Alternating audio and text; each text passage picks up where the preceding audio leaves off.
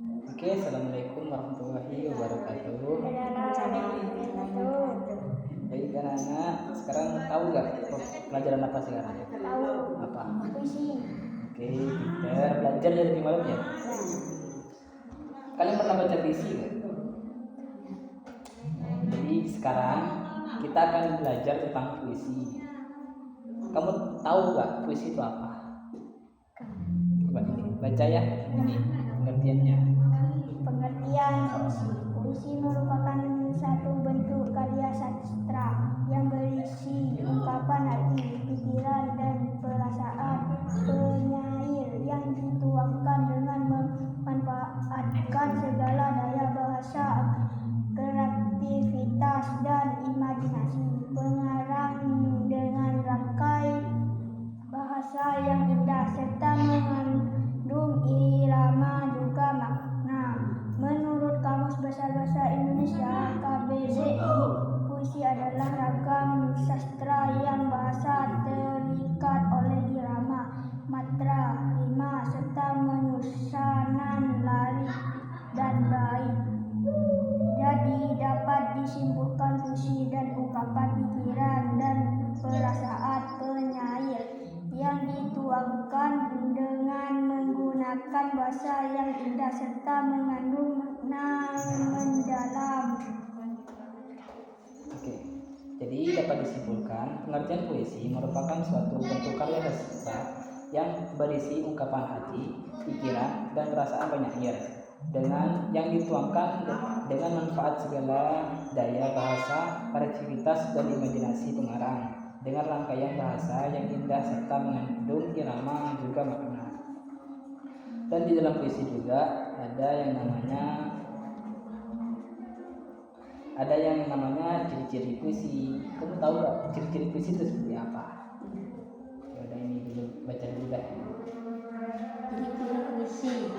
Puisi memiliki ciri yang membedakannya dengan karya sastra lain, yaitu berisikan ungkapan pikiran, perasaan, dan pengalaman penyair yang bersifat imajinatif, menggunakan bahasa konotatif, terdapat pemadatan segala unsur daya bahasa, menggunakan diksi yang tepat dengan memperhatikan irama atau bunyi, dapat dibentuk oleh tipografi. Oke, jadi itu jenis-jenis puisi. Jadi ciri-ciri puisi. Yang satu berisikan ungkapan, pikiran, perasaan, dan pengalaman penyair yang bersifat imajinatif. Yang kedua, menggunakan bahasa konotatif. Yang ketiga, terdapat pemadatan segala unsur daya bahasa. Yang keempat, menggunakan diksi yang tepat dengan memperhatikan irama atau bunyi. Yang kelima, dapat dibentuk oleh tipografi. Jenis-jenis puisi berdasarkan isi. Yang pertama yaitu puisi naratif. Puisi naratif merupakan cerita atau penjelasan penyair. Puisi ini terbagi dalam beberapa macam, yaitu Belanda dan romansa. Yang kedua yaitu puisi lirik. Puisi lirik berisi ungkapan perasaan yang tersusun dengan lirik-lirik atau baris. Yang ketiga puisi deskriptif. Puisi deskriptif adalah puisi yang disampaikan oleh penulis untuk memberikan kesan terhadap peristiwa, benda, dan suasana.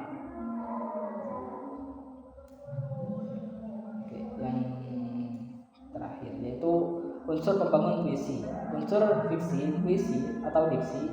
Yang pertama diksi adalah pemilihan kata yang dapat menimbulkan imajinasi estetis. Yang kedua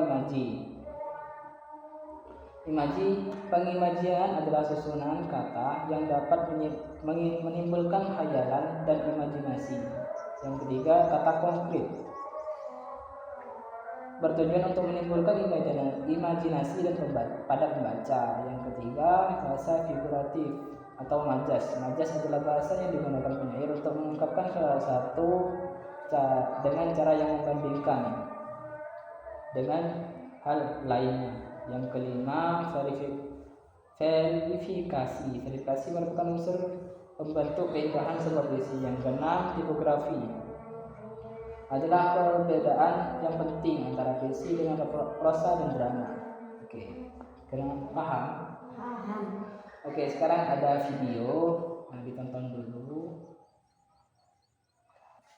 Oke, gimana, sudah paham? Sudah. Paham. Setelah nonton videonya paham? Paham. Oke, terima kasih. Mungkin jika memang sudah paham, kita akhiri pembelajaran hari ini. Assalamualaikum warahmatullahi wabarakatuh. Waalaikumsalam warahmatullahi wabarakatuh.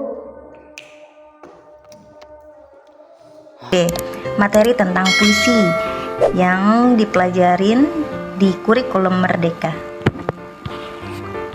Apa sih puisi itu? Puisi merupakan jenis karya sastra yang disusun dengan kata-kata indah dan bermakna padat. Menurut Kamus Besar Bahasa Indonesia, puisi adalah ragam sastra yang bahasanya terikat oleh irama, mantra, rima, serta penyusunan larik dan bait. Unsur-unsur puisi ada 3: tema, nada, dan amanat. Tema adalah gagasan yang ingin disampaikan oleh penyair. Nada yaitu cara penyampaian penyair terhadap pembacaannya. Amanat, pesan yang ingin disampaikan penyair dalam puisi.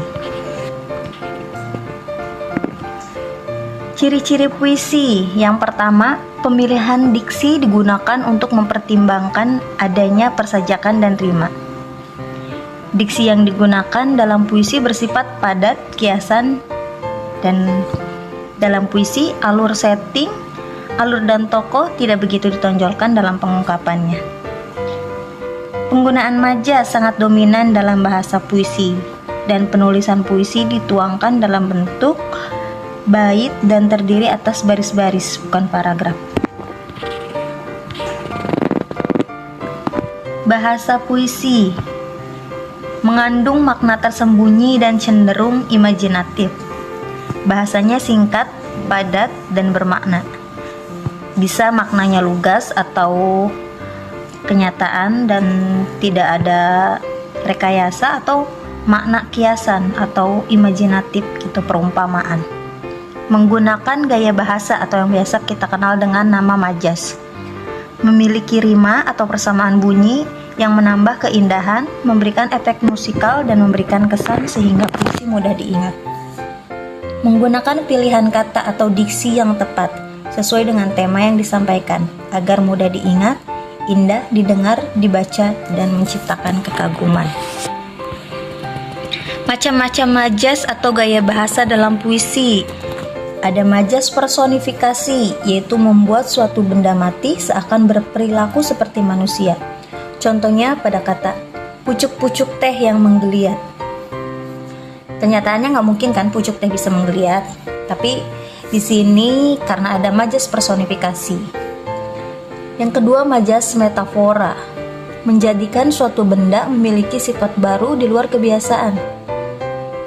Contohnya, batang usiaku sudah tinggi. Yang ketiga, pengulangan atau repetisi, yaitu penjajaran beberapa kata, frasa, atau kalimat yang sama. Contoh, tak perlu sedu sedan itu. Jadi sedu sedan itu persamaan kata atau artinya tuh sama, tapi digabung. Yang keempat, hiperbola, yaitu pernyataan yang berlebihan untuk memperhebat, meningkatkan kesan dan daya pengaruh. Contoh, pekik merdeka berkumandang di angkasa. Jadi kesannya tuh berlebihan gitu. Yang keenam, litotes. Litotes itu kebalikan dari hiperbola. Dia mengecilkan atau mengurangi keadaan sebenarnya. Contohnya, aku bukanlah manusia yang berada. Jadi merendah gitu, padahal aslinya dia orang yang berada. Yang keenam, ironi, menyatakan makna yang bertentangan untuk mengolok-olok atau menyindir. Contoh, bagus benar kelakuanmu, adikmu sendiri kau sakiti. Sebenarnya kan kelakuan dia tidak baik, tapi karena dia menggunakan majaz ironi, jadi perkataannya itu bertentangan untuk menyindir.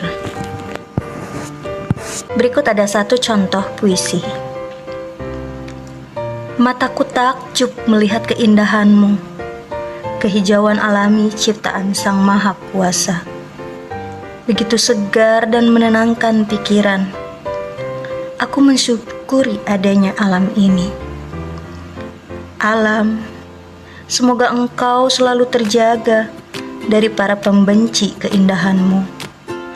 Kau ciptaan yang paling berharga di bumi.